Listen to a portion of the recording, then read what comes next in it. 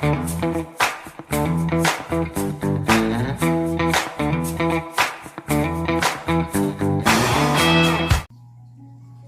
hey ho, everybody. We're on number 6. This one's called All Together.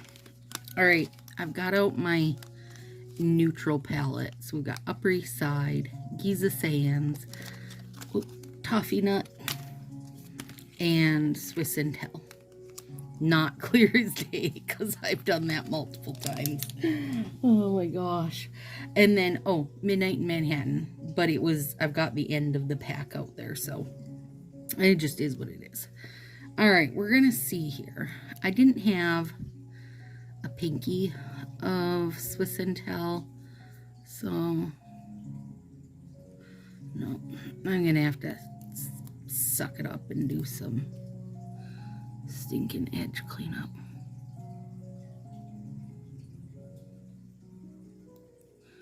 Against my best judgment.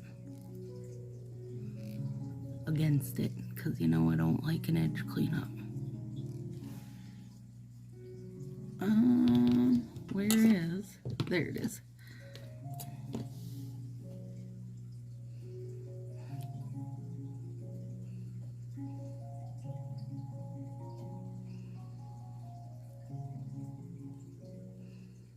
There we go. Alright, so this one is representing human rights, and I'm always amazed when people share the meme that's like, we can all have different opinions and still be friends, and that's true. We can have different opinions. But human rights aren't an opinion. Human rights are just fact. Like, here's some facts for you. I can't decide that somebody else deserves your liver more than you do and just grab your liver for someone else. I can't decide that you're too old and we're not going to bother doing cancer treatment on you. Like, that's just not, medically, you are literally the only person in charge of you. So an opinion would be, well, I know an opinion that I have that not everybody shares with me on Color Street, and that I prefer a negative space Manny. But that's my opinion, you guys. I don't get to make you guys all buck up and do it. like that's not how it works, An opinion is, I like pineapple on my pizza. That would be Willow. It was Willow's opinion. And girl, I don't agree with that. I'm not a fan. But she doesn't, get to make me eat it, and I don't get to make her not get to eat it. Right? Even though it's her opinion that it's fantastic. Medical things is one of the many human rights.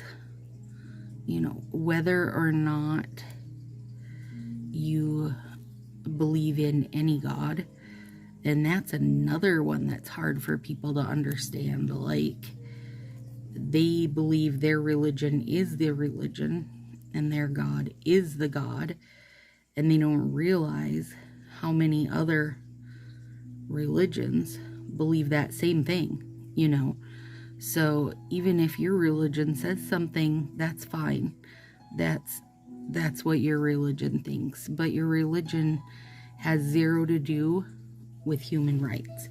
And you don't get to push that on somebody. I mean, that's like me saying, for my religion, we no longer wear bras in public. Now, who's going to sign on to that for me? Well, maybe some people if they got little boobs.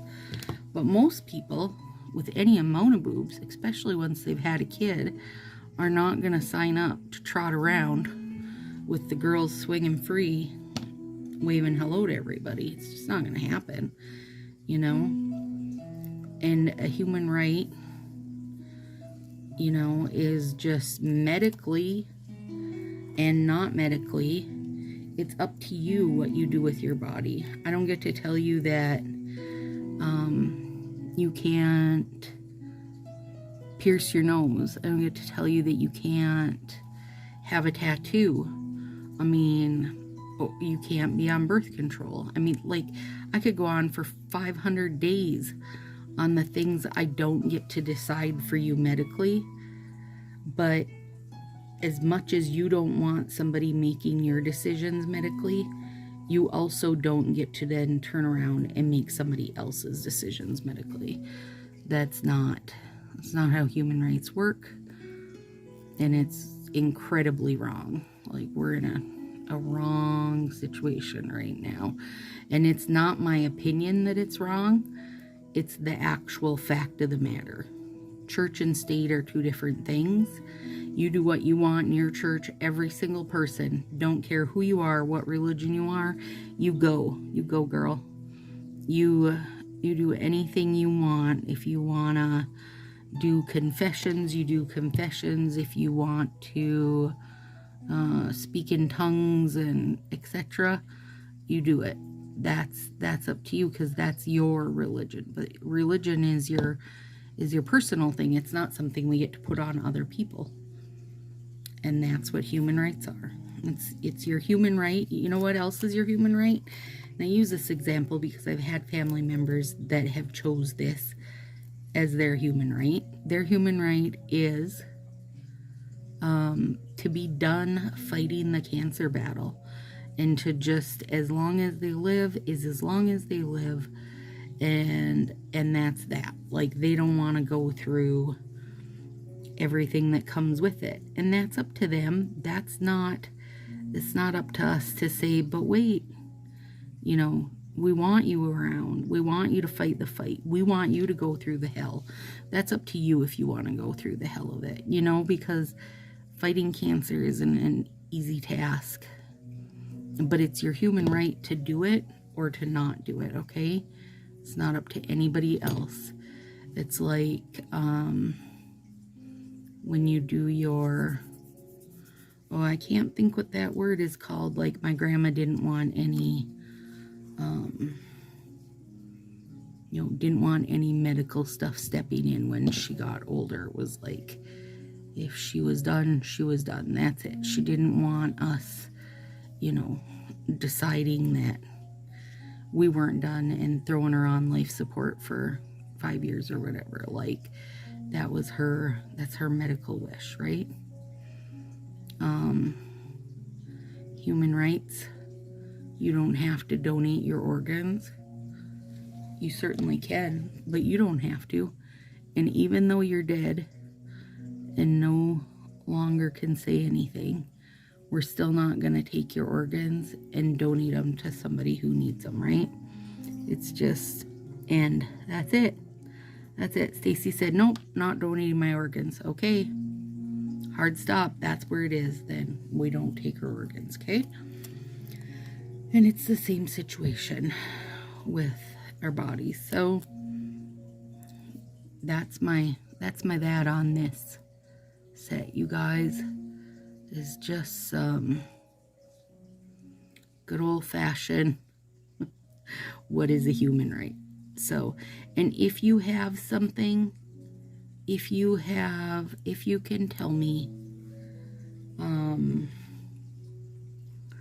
why women shouldn't have this right, and it does not include, in my opinion, because, by the way, again, opinions aren't human rights. They're just opinions that you have on your own. Or if you can tell me without telling me about, but in my church, or I was raised to believe, that's okay. You can be, You can be raised to believe anything your parents wanted you to believe. That's, that was up to them. But, there's no way for you to word it without including opinions and beliefs. And opinions and beliefs are ours and ours alone. They're not for us to put on anybody else. So I can't imagine, literally cannot think of anything, any way you can word it that makes it okay, So there's that. And I will say now, if you're sitting here wondering, like, didn't you go to church, Stacy? Didn't your mother bring you to church, Stacy? She did. Stacy went to church every single Sunday, and she did the youth group and all this kind of stuff, and she made her decision for herself as she got older, that she didn't love what she saw, and that things were way too judgy and way too cliquey. And that's not my jam. So there you go. My mother did bring me to church, and my mom still goes to church on Sundays, but not me. I'll hard pass that judgment, thank you. I don't need any humans laying any judgments on me. And I'm hoping in my next life to come back as a little mouse and harass tartar, so there you go, guys. There's a little tidbit of Stacy for you.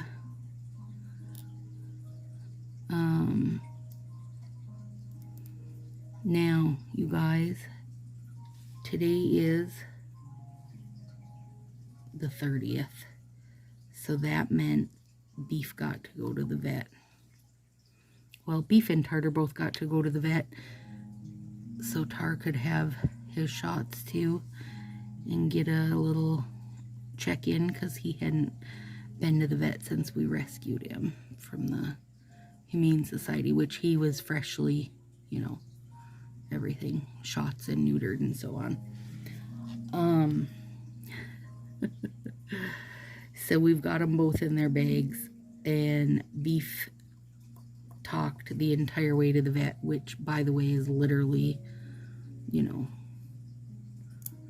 5-ish minutes down the road from me. And we brought them both in at the same time, because we just had their appointment at the same time. So we brought them both in at the same time and unzipped Beef's little carrier so that he could stop crying. And he hopped right out and, cuddle, cuddle, cuddle, and kissy face with everybody, and was like, yeah, look at me, I'm the world's best stray cat. I'm so friendly and nice. And then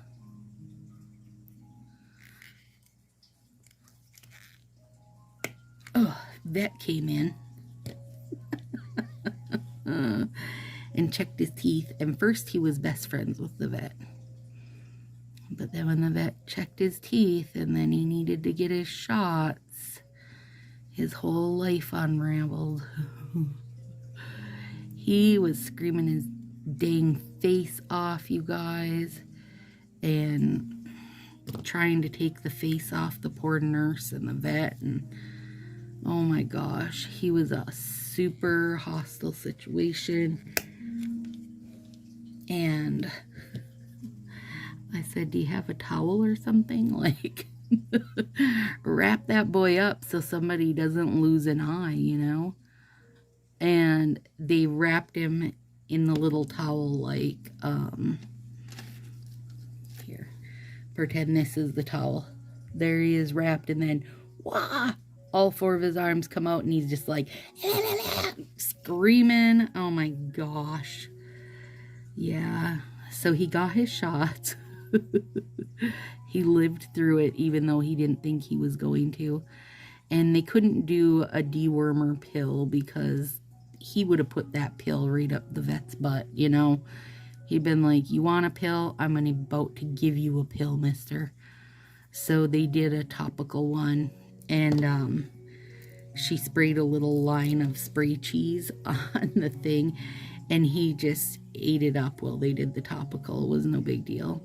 And we did topical flea and tick on him also. So then he was like, oh, thanks for the cheese. So he gets done and he's like, will he go back in his bag good? I'm like, yep. He jumps right in the bag.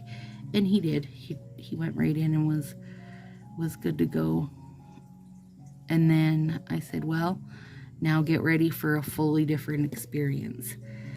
And she said, is he worse? And I said, nope. Tartar gets out, lays down, belly up, and was like, oh, hi guys, are you my new friends? Not a peep out of him. Got his shots without a flinch. Wasn't even interested in the line of cheese. He's just such a different experience. And the vet was easily able to like feel all his little organs and make sure everything was good.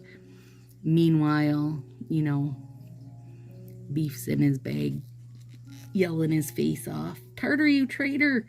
Bite him! Bite him! I thought we were friends. Take her face off her face. And when we came out, she said, the secretary said, which one was mad? I said, Beef was very mad. She said, we could hear him screaming out here. Poor Beef. He lived through it though, and he wasn't mad when he got home because then he got a treat. And they have these treats they sell at the vet. Do you remember what they're called, buddy? What the brand is? What? The vet treats that we get them. Lean treats. Lean treats there is the brand. And they're sold at vets. And Beef goes wonky for them. Now, Tartar doesn't have zero interest. But Beef thinks they're like the best ever. So he got treats and he's got 24 hours. Well, not anymore, 24 hours. He's got about 12 more hours of being in the garage, not out hunting, not around any other cats. Then he'll get to come in. And the vet said, well, it should go pretty smooth. They weren't hissing and yelling at each other. You know, they were hanging out in their own cages on the vet table together. So hopefully it won't be too crazy tomorrow when he comes in. But it was Beef's dramatic day, let me tell you. And he needs to, well, they both need to. They go back in end of July, so like a month. They go back in a month and get their next dose of that. I think it was distemper or something. So then he can get real mad then too, I guess. And I told Willow we should take him to a groomer and let him have a good, you know, brush out and dry shampoo and such. But honestly, I would feel so bad doing that to a groomer now because, you know, he just is not about it. I don't want him taking the face off the groomer or anything. And I know, I'm sure they deal with pissed off cats all the time, you know. I just would feel bad if she got smacked by him. Because he's got no holds barred when he's mad, you guys. No holds barred.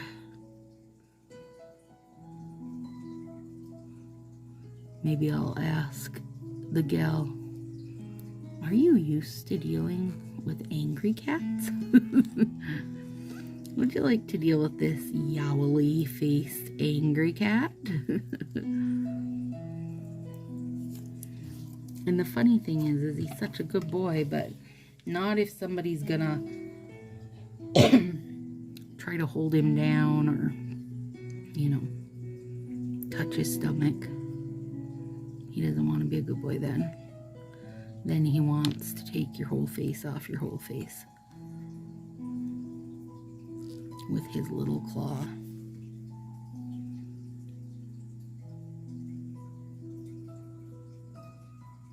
And he's really a vocal boy anyway.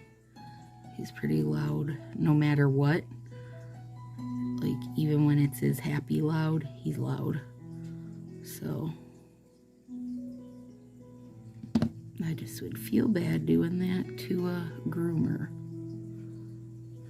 She'd groom him once and be like, so please don't ever come back here. And then we'd have to say, well, good thing we only needed his tail brushed once. All right, you guys, here we go. Got a couple spare blacks.